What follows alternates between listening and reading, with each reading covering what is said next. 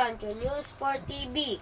My name is Calvin James P. Gutierrez, and the date today is April 11, 2024. Manny Pacquiao, a former world champion in eight weight classes, will not be allowed to compete at the 2024 Olympics.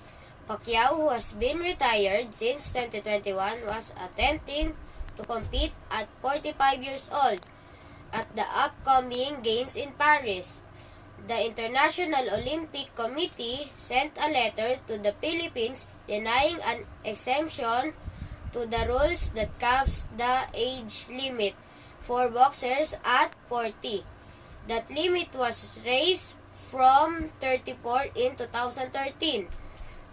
The Philippines has also attempted to be granted a universality entry, an entry given directly to the Olympics for country with too few athletes with the Olympic Games for Pacquiao to compete. Universality places are not allocated to teams with an average of more than 8 athletes in individual sport discipline at the last two edition of the Olympics game.